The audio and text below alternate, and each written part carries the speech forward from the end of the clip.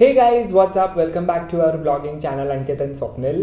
तो आज का जो वीडियो है वो थोड़ा सा सिट डाउन वाला है, मतलब कि it's not a proper vlog, it's a kind of sit down video. जो हम अपने लास्ट जो आपने ब्लॉग देखा हमारा बिलासपुर वाला, दिल्ली टू बिलासपुर, तो उसमें हमने कुछ एक बात शेयर करी थी कि हमारे साथ जो हमारा फ्लाइट का एक्सपीरियंस था वो इतना अच्छा बहुत नहीं ज़्यादा था। खराब था। हाँ, तो आज हम उसी के बारे में पूरी तरह से इन डेप्थ शेयर करने वाले हैं कि कैसा वो एक्सपीरियंस था और क्यों आपको वो चीज़ नहीं करनी चाहिए, and that to with a newborn. बहुत ही इंफॉर्मेटिव होने वाला है उन लोगों के लिए जो कि ट्रैवल करने का सोच रहे हैं with a new born. Yes, like share and subscribe and let's get started. सबसे पहले हम बता देते हैं एयरलाइंस का नाम। तो हमने अपनी टिकट बुक्स, एक्चुअली क्या है कि बिलासपुर एक बहुत छोटा सा मतलब सिटी है, और तो वहाँ पे जो कनेक्टिंग फ़्लाइट्स होती हैं ना वही जाती हैं। तो सिर्फ एक ही फ़्लाइट जाती है विच इज़ अलायंस एयर।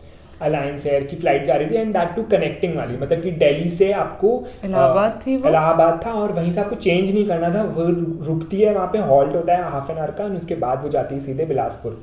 तो जब स्वप्निल प्रेग्नेंट थी तब हमें पता चल गया था कि स्वप्निल की सिस्टर की शादी है जून में, तो हम लोगों ने मार्च के अराउंड में ही टिकट बुक कर ली थी। नहीं, फेब के अराउंड हमने टिकट बुक कर ली थी, और बुक करते समय उनसे कंफर्म भी कर लिया था कि अगर जब बेबी हो जाएगा तो क्या कर सकते हैं। तो उन्होंने बताया था कि आप इन्फेंट को ऐड करा सकते हैं, लेकिन जब हो जाएगा तब, क्योंकि इन्फेंट का जब आप ऐड कराते हैं ना तो उसमें डेट ऑफ बर्थ चाहिए होता है, उसका जेंडर चाहिए होता है, तो सारी चीज़ें चाहिए होती हैं। उसके बाद उसका बर्थ सर्टिफिकेट भी चाहिए होता है, क्योंकि एयरपोर्ट पे आपको दिखाना होता है, तो बर्थ सर्टिफिकेट में नाम भी लिखा होता है। तो क्योंकि बेबी नहीं हुआ था तो हम लोगों ने सिर्फ 3 लोगों की टिकट बुक कराई थी। तो हम लोगों ने टिकट तब हमारी पड़ी थी 44,000 की, टू एंड फ्रो, मतलब कि दिल्ली टू बिलासपुर जाना एंड वापस आना।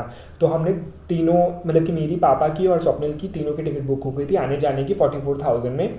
फिर जब मई चल रहा था, मई के लास्ट में जब हम लोग को बेबी का बर्थ सर्टिफिकेट मिल गया था, तो 5 जून को मैंने लाइन्स पे कॉल किया, क्योंकि हमारी जर्नी के लिए सिर्फ 15 डेज बचे थे इन्फेंट को ऐड कराने के लिए। और जब हमने ऐड करना स्टार्ट किया तो उन्होंने हमें जो डिटेल्स बताई वो हमने वैसे फिल करी, मतलब इट्स ऑन कॉल।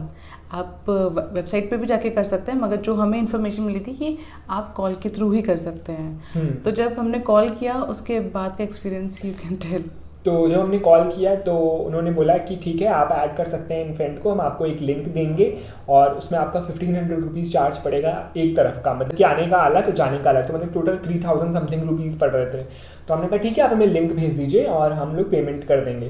तो उन्होंने बोला कि अगर आपने 15 मिनट्स के अंदर पेमेंट नहीं करी तो आपका PNR कैंसिल हो जाएगा। तो हमें लगा कि शायद जो इन्फेंट का PNR कैंसिल होगा। इन्फेंट का कैंसिल होगा, क्योंकि जब हमने ऑलरेडी बुक करा रखी है महीनों पहले, तो जो बुक टिकट है उसका हमें कैंसिल कराने का कोई रीज़न समझ नहीं आ रहा था। ठीक है, तो 15 मिनट्स में क्या हुआ, उसी 15 मिनट्स में अनलकीली एकाक्ष बहुत ज़्यादा रोने लग गया और वो पेमेंट लिंक भी वर्क नहीं कर रहा था। And we tried our level best की पेमेंट हो जाए। हमने 2-3 बार ट्राई किया और एक बार तो पेमेंट हो भी गई, पैसे भी कट गए, बट उनके पास नहीं पहुंचा, पता नहीं क्या इशू था। तो ओवरऑल हमारा आने जाने का जो लिंक था वो काम नहीं करा और पेमेंट नहीं हो पाई within that during period time.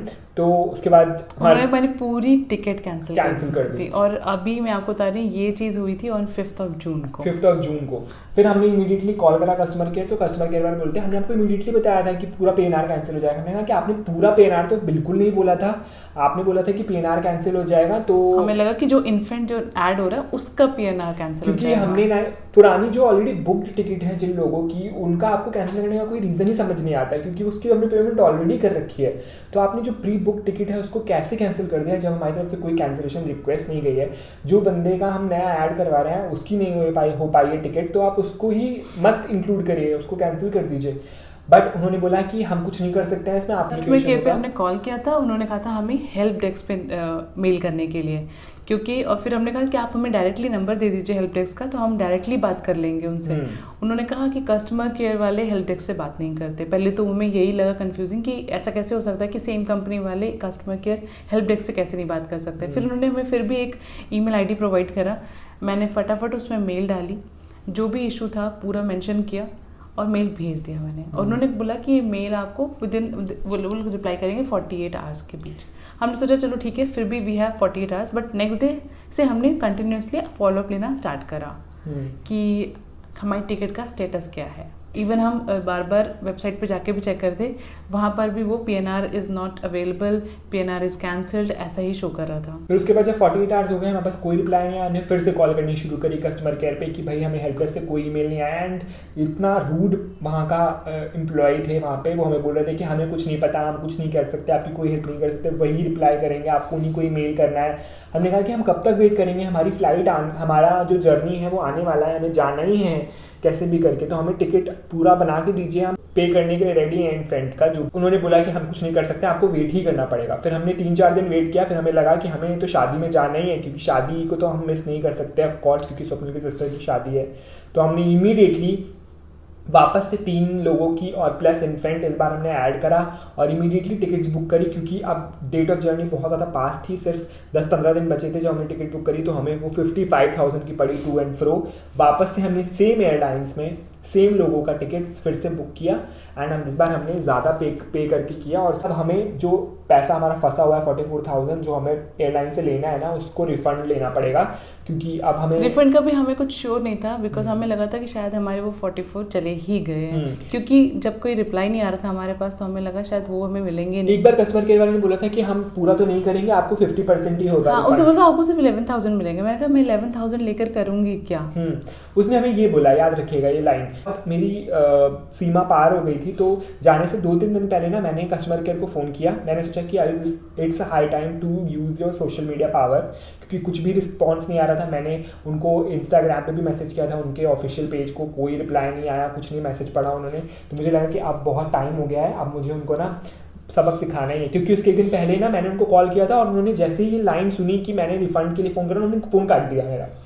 मुझे लगा कि शायद गलती से कट गया होगा, मैंने वापस से फ़ोन किया तो फिर से उन्होंने मेरा फ़ोन काट दिया। 2 बार ऐसा हुआ तो मेरी बहुत बुरी तरह सुलग गई थी। मुझे लगा कि अब मुझे इनको ना सबक सिखाना ही है। मैंने नेक्स्ट डे उनको कॉल कर दिया, आधे फुर्सत में मैंने कॉल किया 1-2 घंटे बैठ के, कि अगर आपने मेरा ये रिफ़ंड नहीं किया तो मैं आपके लिए ये यूट्यूब पे वीडियो बनाऊँ, क्योंकि ऐसी गंदी एयरलाइन मैंने आज तक नहीं देखी है। जैसे ही उसने ये लाइन सुनी कि मेरे यूट्यूब में 2 लाख फॉलोअर्स हैं, उसने बोला कि आप प्लीज़ 10 मिनट वेट करिए, मैं आपके लिए कुछ करती हूँ। फिर 10 मिनट बाद मेरे पास इमीडिएटली उसने बताया कि we are transferring your full refund. And मैं पूरी तरह से बिल्कुल शॉक था कि ये फुल रिफंड अचानक से 10 मिनट के अंदर, जस्ट कि मैंने ये लाइन बोली कि सोशल मीडिया का मैं पावर दिखाऊंगा, उसने पूरा रिफंड करा दिया। उसने बोला कि सॉरी फॉर द इनकन्वीनियंस, इतनी पोलाइटली वो बात करी थी, सब कुछ करा था। एंड वी थॉट कि चलो ठीक है, ईमेल उसने बोला कि 10 मिनट्स के अंदर आपके पास ईमेल आ जाएगा कंफर्मेशन का। जब तक ईमेल नहीं आया तब तक जान में जान नहीं आई थी, और जैसे ईमेल आया तो हमने सोचा कि चलो ठीक है, now we have a official email, अब हमें पैसे मिलेंगे ही मिलेंगे। बाद भी दे टुक अराउंड 10 डेज की पैसे आए। और ये तो था हमारा फ्लाइट से पहले का स्ट्रगल। अब बारी थी हमारी जर्नी की। तो जैसे ही हमारी 20 जून को सुबह अराउंड हमारी 10 बजे की फ्लाइट थी, हमारे पास रात को मैसेज आया कि आपकी फ्लाइट 12 बजे हो गई, 2 घंटे डिले। हमने कहा चलो ठीक है कोई बात नहीं, 2 घंटे की डिले हो गई। और शायद ही मैंने मेंशन भी किया था ब्लॉग में, एक्चुअली निकलना था सुबह 7 बजे, क्योंकि हमारी जो फ्लाइट थी वो 10 बजे की थी। बट कल हमारे पास मैसेज आया शाम को कि हमारी फ़्लाइट 2 घंटे डिले हो गई है, अब वो 12 बजे चलेगी। पहले हमारी फ़्लाइट सुबह की थी, अब डिले हो गई तो हम लोग लेट निकलेंगे 9 बजे। ठीक है, तो हम लोग जब फ़्लाइट के लिए पहुँचे तभी भी फ़्लाइट हमारी 12:30 बजे चली है, वहाँ से आधे घंटे और डिले कर दी उसके बाद। और फर्स्ट थिंग इज़ कि फ़्लाइट में AC नहीं चल रहा था। हमारे साथ इतना छोटा बेबी था, हमने सोचा कि हमने जितनी भी फ्लाइट में ट्रैवल किया हुआ है इसमें AC इतना तेज़ होता है, तो हमने सोचा कि हमारे बेबी को ठंड ना लगे, इसलिए हमने उसको प्रॉपर्ली कपड़े पहनाए कि बेचारे को ठंड ना लगे।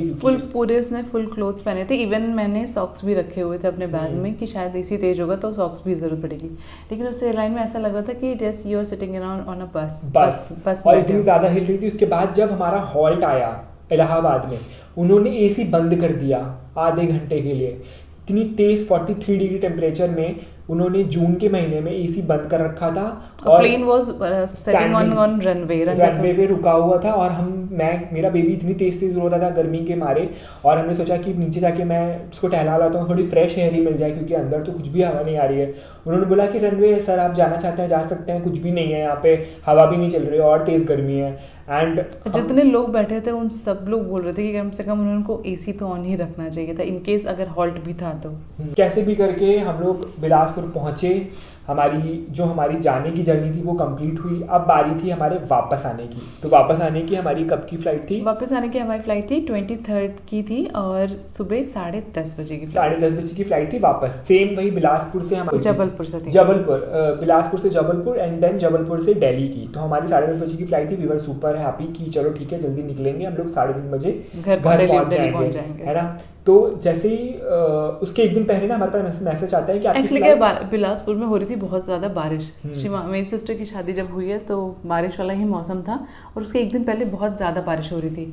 तो हमें लग रहा था कि हमारी फ़्लाइट कैंसिल ना हो जाए, क्योंकि सब लोग बोल रहे थे कि बिलासपुर का जो वो एयरपोर्ट है वो काफ़ी छोटा है, वो मतलब it's like a 1 room airport. तो हमारे पास ना एक दिन पहले मैसेज आया कि आपकी फ़्लाइट ना 5:30 बजे की हो गई है अगले दिन की। जो सुबह 11:30 तो सुबह 10:30 या 11 बजे की फ़्लाइट थी वो 5 बजे की उन्होंने कर दी थी शाम को। तो मेरा मूड तो वैसे ही बहुत ज़्यादा ख़राब हो गया था, ठीक है। फिर उसके बाद क्या हुआ कि मैंने फ़ोन करके पूछा कि भाई क्या सीन है, उड़ेगी कि नहीं उड़ेगी। तो उन्होंने बोला अभी कुछ नहीं कह सकते हैं, वेट करिए। उसके बाद क्या हुआ कि जो हमारी फ़्लाइट थी उन्होंने आधे घंटे डिले करी। पहले 5:30 बजे करी, फिर 6:30 बजे करी, फिर 8 बजे करी। उसके बाद फिर उन्होंने कैंसिल ही कर दी सीधे। मेरे पास डायरेक्टली बिलासपुर के एयरपोर्ट से फ़ोन आया कि सर आपकी फ़्लाइट कैंसिल हो गई है, अब आपको क्या करना है। तो हमने बोला कि भाई मुझे तो इमीडिएटली जाना है, मेरे पास छोटा बेबी है and we can't stay here, क्योंकि हम यहाँ पे शादी में आए हुए हैं एंड सब लोग जा चुके हैं, हम अकेले रुके हुए हैं यहाँ पे। तो उन्होंने बोला कि हम कुछ नहीं कर सकते, फ़्लाइट आपकी अब एक दिन बाद की है। मतलब कि एक दिन बाद का मतलब है कि एक दिन छोड़ के 23 की फ़्लाइट थी तो 25 की फ़्लाइट होगी आपकी। तो हमने कहा कि हम इतने दिन क्या करेंगे यहाँ पे, हमें कुछ नहीं पता, हमें जाना है। बोला आप रिफ़ंड ले लो। मैंने कहा अरे रिफ़ंड से लेकिन हमारा क्या होगा, क्या बेनिफिट होगा। उन्होंने कुछ भी नहीं किया, सीधे रिफ़ंड इनिशिएट कर दिया and with in half an hour मेरे पास रिफ़ंड आ भी गया। बट वो इतना अजीब सा माहौल था क्योंकि हम रिफंड का करते क्या। फिर हमने इमीडिएटली वहाँ से 1.5 घंटे दूर रायपुर एक एयरपोर्ट है जो कि छत्तीसगढ़ का कैपिटल है, तो हमने वहाँ से फ़्लाइट देखी। हमें फ़्लाइट मिली अगले दिन सुबह की 9:30 बजे की, वो थी इंडिगो की एंड डायरेक्ट फ़्लाइट थी रायपुर से दिल्ली की 1.5 घंटे की। तो हमने इमीडिएटली बुक करी, इतने सारे पैसे पे करके। आई थिंक हमारे 50 के अराउंड 59,000 की फ़्लाइट लगी थी सिर्फ 3 लोगों की। और हमें लग रहा था कि जितना हमारा पूरी जर्नी थी उसका हमने ट्रिपल पे करके सिर्फ जाने का फ़्लाइट बुक कराया है, जस्ट बिकॉज कि हम घर पहुंच जाएँ। एंड छोटे बेबी के साथ हम 1 मिनट भी हमारे लिए ना बहुत मुश्किल हो रहा था, क्योंकि आपको पता ही है कि उसने बिल्कुल भी शादी में एंजॉय नहीं करने दिया था हमें, वो बहुत ज़्यादा रो रहा था। तो हमें लग रहा था कि अगर हम जल्दी बस घर पहुंच जाएँ। तो हमने इमीडिएटली फ़्लाइट की टिकट्स बुक करी। हमने सुबह 5 बजे जर्नी शुरू करी, कैब बुक करी, वहाँ से हम रायपुर एयरपोर्ट गए, वहाँ से हमने फ़्लाइट बुक करी एंड और हम घर पहुँचे। तो मतलब कि इतनी घटिया एलायंस एयर, जिसने इतना भी नहीं सोचा कि फ़्लाइट कैंसिल करने से पहले उनको बताना चाहिए। इमीडिएटली फ़्लाइट डिले करके कैंसिल कर दी। उसके पहले जो उन्होंने PNR हमारा पूरा कैंसिल कर दिया था, रिफ़ंड के लिए इतनी लड़ाई हुई। उसके बाद इतना रूड स्टाफ, बहुत ही वर्स्ट एक्सपीरियंस था। फ़्लाइट में AC भी नहीं चल रहा था। तो मतलब कि हम यही सजेस्ट करेंगे कि अलायंस एयर से आपको बिल्कुल भी ट्रैवल नहीं करना चाहिए। आप कर सकते हैं ट्रैवल, बट आप पहले चेक कर लीजिए कि जिस एयरपोर्ट में आप जा रहे हो, जो कनेक्टिंग है, वो एयरपोर्ट में और फ्लाइट्स हैं कि नहीं है। तो आप पहली प्रेफरेंस दूसरी फ्लाइट्स को दीजिए, फिर आप अलायंस एयर को चाहिए। या फिर आपके पास जो भी आपका आसपास के बड़े एयरपोर्ट है जहाँ से काफ़ी सारी फ्लाइट चलती है ना, आप वहाँ से फ़्लाइट ले लो। और जो छोटा एयरपोर्ट है ना उससे बिल्कुल मत लो, क्योंकि अगर आपके पास छोटा बच्चा है ना तो आप बहुत परेशान होने वाले हो। अगर बड़े हम लोग होते तो हम लोग तो 2 दिन और एक्स्ट्रा भी रुक सकते थे, घूम लेते आसपास कहीं जाके, बट छोटे बच्चे के साथ बिल्कुल भी पॉसिबल नहीं था। तो ये हमारा बहुत ही हॉरिबल एक्सपीरियंस था अलायंस एयर के साथ। सो जो हमने सोचा कि आपके साथ ज़रूर शेयर करना चाहिए। राइट। तो अभी हमें फिर से ट्रैवल करना है, लेकिन इस बार हमने सेफ साइड के लिए ट्रेन से शुरू किया है। सो यस, ये था हमारा आज का video. That's it for today's video. अगर आपको वीडियो अच्छा लगा तो इस वीडियो को लाइक कर दीजिए, subscribe to my channel, share with the friends, so that कि अगर वो भी अलायंस एयर से ट्रैवल करें ना तो वो प्लीज़ अवॉइड करिए इसको। बहुत ही गंदी एयरलाइन है एंड मैंने सबके रिव्यूज़ भी पढ़े हैं, सबने बोला है कि बहुत घटिया एयरलाइन है, हमेशा लेट होती है 2.5-3 घंटे। इनफैक्ट जो शादी के अगले दिन भी लोग आ रहे थे ना अलायंस एयर से, उन्होंने बोला कि हमारी फ्लाइट 2-3 घंटे तो लेट ही थी। तो कभी मत ट्रैवल करो इससे, बहुत ही गंदी एयरलाइंस है। दूसरी और भी कोई ऑल्टरनेटिव चूज़ कर लो, ट्रेन से चले जाओ, बस से चले जाओ, गाड़ी करके चले जाओ, बट इससे कभी मत जाना। So yes, we'll see you in our next vlog. तब तक के लिए बाय।